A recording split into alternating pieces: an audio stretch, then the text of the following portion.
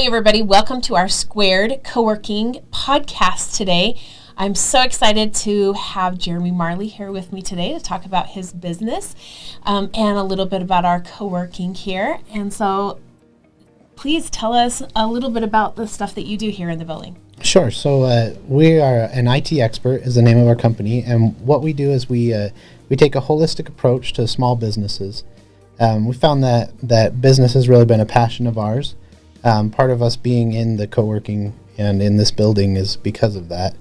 As we started looking into what IT services small businesses need, we found that there was a deficit, something that was missing, something that wasn't either cost effective or that wasn't taking the approach that small businesses really needed to give them the competitive edge that they're looking for.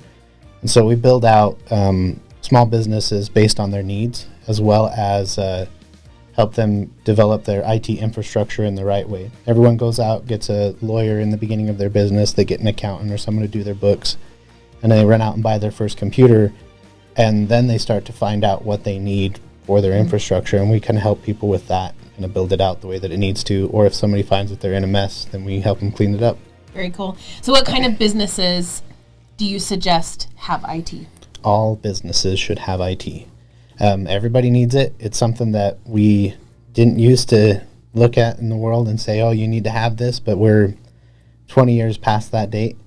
Everything has an infrastructure, and it all ties in somewhere or in one way or another. And the more tied in you can make it, the easier it can be, as long as it's done correctly. So it doesn't matter if I'm a business of one or a business of many, it works kind of the same principle. Yeah, the principles are the same. The techniques are different. The larger the company is, the more advanced your techniques have to be, the more people it takes to manage it and maintain. Our focus is really businesses between 1 and 25 employees or 1 and 25 workstations.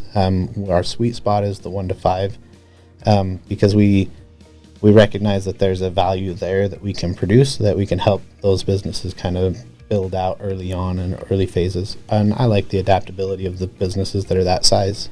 Yeah. So if I were to give you a call, I'm a new business owner, what's kind of the process that I go through to be able to kind of work? Do I buy my equipment and then give you a call? Is it better to give you a call first? Like, what's the process look like? Yeah, absolutely. Give us a call first, I would say. You know, you're going to know more about what it is that you want, because we're not familiar with every business that's out there. Mm-hmm. You know, some people sell air fresheners, and some people sell goods and services that are technological. Mm-hmm. And it doesn't necessarily mean that you have to be completely different in your approach, but it's really important to be able to look at it ahead of time and say, well, what kind of analytics do you want to get from this? Are you trying to get feedback from the services that you put out in the field, or is it more business to business sales? But the earlier on that we can get in, the easier it is for us to help you kind of build out your infrastructure. You may find that some devices actually help with that process more smoothly. So, and if I'm already a functioning business, is the process a lot longer, difficult, or is it still kind of a smoother transition? So one of the things that you see in the IT realm is that it can be really difficult, or it can be really smooth.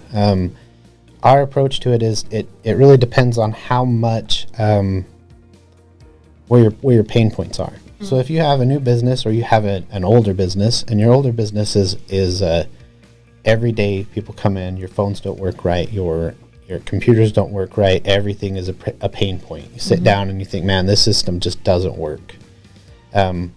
What we do is we come in and we would do an analysis our first month and basically just map out everything that's there and really listen to what people are complaining about.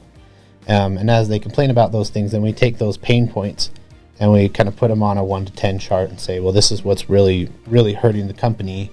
This is something that's costing the company time and money. This is something that people are complaining about, but it doesn't cost the company time and money, so maybe it gets a different priority level. And then we do a cost analysis of what it would take to fix those things. And then we'll set up an annual plan for it. So rather than pay the full bill now today and have us come in and spend, a month and a half fixing your infrastructure, which can be really painful for a small business, costly and painful, because it's a disruption to the workload and everything else that's there. So we do it in a strategic way that allows us to step in and say, this is what the issue was, this is what this is, we work on this month, this the next month, and then we find that about a year in, we've kind of cleaned up everything that's there, and then it's smooth sailing. So you find most small businesses tend to call you when there's a crisis. Like, once there's a crisis, then they're like, oh, now I need help, instead of that preparing ahead of time. Yeah, that's the nature of the IT industry in general. I mean, even if you're a company that has internal IT, give your IT guy a hug. I mean, when it comes right down to it, those are the guys that are saving the day.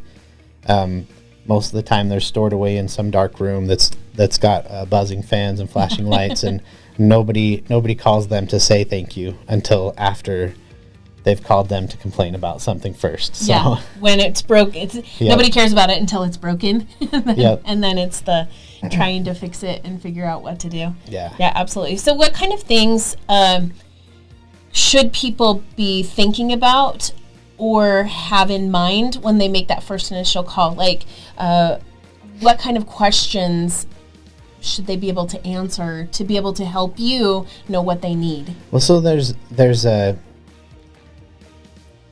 there aren't any right or wrong questions in that phase. It's kind of I usually start it just as a conversation, just like we're having.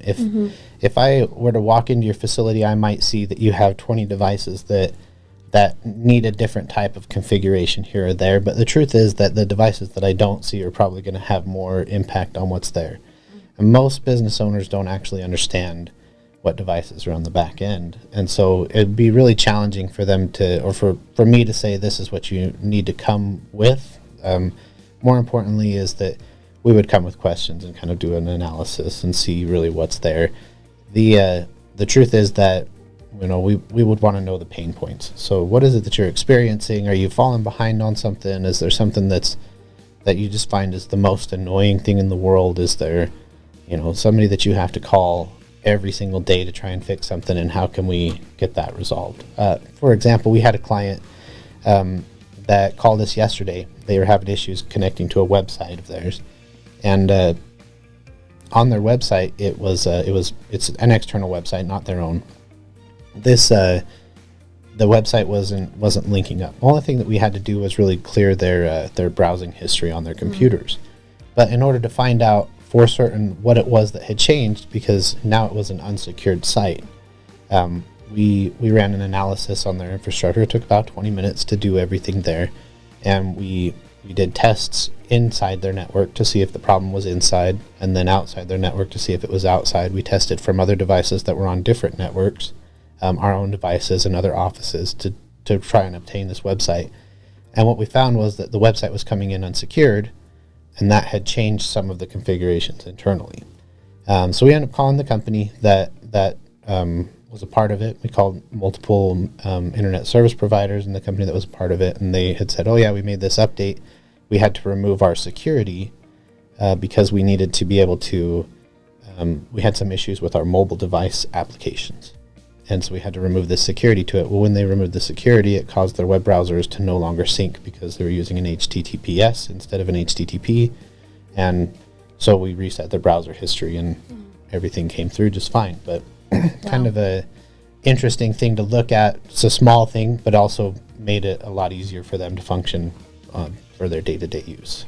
I appreciate people like you, because I want to turn on my computer, push one button, have it do exactly what I think it should do.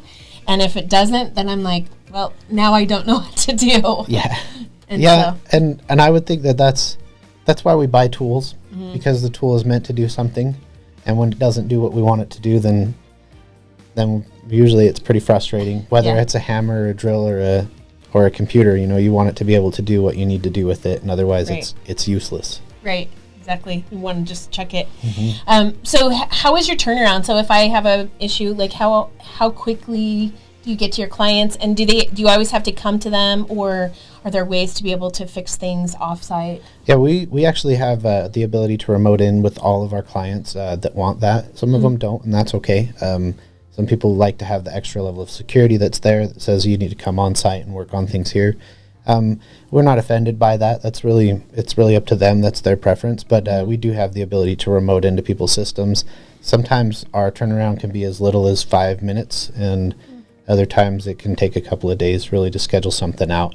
If, again, we listen to the pain points. If somebody is really having issues with something, we'll drop things and go do that. We'll prioritize and make sure that somebody's taken care of when they need to be. Very cool. So let's talk a little bit about co-working. I know that we're in this co-working space. So how has co-working helped your company? Well, so my company and me personally, I would think I've been involved with the co-working here for a few years now, and I can honestly say that my personal development in the co-working has been something that it's one of the things that I'm the most grateful for in my life. Having a community of people who look after my well-being, but also who want to see me succeed. And what it comes down to is that it's really important to surround yourself with people who want to see your success. Those people that want to build you up, want to make you better. And it's not really any different for your business. If you have a business, getting into a co-working is kind of that same thing. You sit in a room full of people who are interested in what you're doing and want to see you succeed. Even if you're in some competitive venues, there's not really a desire for your failure in there. There's just better camaraderie, I think, in the competition. So it's been one of those advantages that's there. And then there's also an educational aspect. Anytime that you can rub shoulders with a small business or a head of a small business, and someone has a new idea or something that they can plug into you, and that's one of the things that I find from co-working is that people are really free about their they're not giving away their trade secrets, but they're definitely free about giving out advice that may help benefit your company. Yeah, it's that freedom to have idea exchange. And I think it causes a lot of inspiration within the companies that are here working together and coexisting together. If you had somebody that came up to you and said, well, I'm thinking about doing co-working, but I'm not sure, what kind of things would you tell them to kind of how it works? I would tell them that they absolutely should right off the bat. That there's no question about it, that the ability to have a team of people who can see your business from outside is invaluable. But then if they were gonna get into it, I would first off send them here because I love it here. But also the reality of it is that they step in. People have a lot of uncertainties when they come into a networking group or a business group because they're worried, this is the competition. Are they going to take my ideas and go use them somewhere else? Or the world is full of people that will take ideas and use them in other places. But what's best about this is that there's a community that's here. People kind of hold each other socially accountable. And I think that there's a lot of significant value behind that. The real benefits come from the community, and then from a continued growth that's there, and then also from distraction. It's important to leave work at work and go do other things, and co-working kind of allows that too. Co-workings provide a good healthy amount of distraction to keep you kind of fresh, so that you can have new ideas and continue to function. It's fun to work in a co-working space. Yeah, it's a good balance between just sitting behind your desk and then also having that collaboration and inspiration. But like you said, the way that things, especially in this building, are set up, you can have things going on in the evening where you can let loose, but yet still have that connection with people that are here in the building on a personal level. Yeah, I agree. Yeah. So if somebody's just starting out or a business that's going, how do they get in touch with you? If they want to get in touch with me, they can call me on my cell phone. It's 208-317-1683. Okay. Or our company is An-IT.Expert. That's also our website. So it's An-IT.Expert. We're not a .com, we're .experts. There's links on our website for that. So if they wanted to submit something there, we would get a message there. They can reach out via social media, Facebook, LinkedIn. And I think we have a Twitter. I don't know. I don't check it. I'm not good at that. And then also they could stop in here at Station Square, 200 South Main, and we have an office here. And then any I mean, anything that we can do to help any businesses that are around, we're really that's kind of our alma mater, is that we just want to help. Very cool. So if you had a tip of the day to give to small business, what would that be? Don't wait, just start. You know, the world is full of people who didn't start, and you know, there's all kinds of things that you need to have to make your business succeed. But the first thing that you need to have is just to start. You know, you can find the right people and plug the right people into play, but if you don't start, then it doesn't matter. Very cool. Well, we just want to thank Jeremy for joining us today. Make sure you check it out. Get your IT help. It's really important, and it will save you a lot of headache in the end to have somebody kind of supporting your business and behind you. So come check that out. If you would like to, pause there. That was a weird. Please check out our next podcast on our Squared Co-working, and we'll see you next time. Remember to be squared.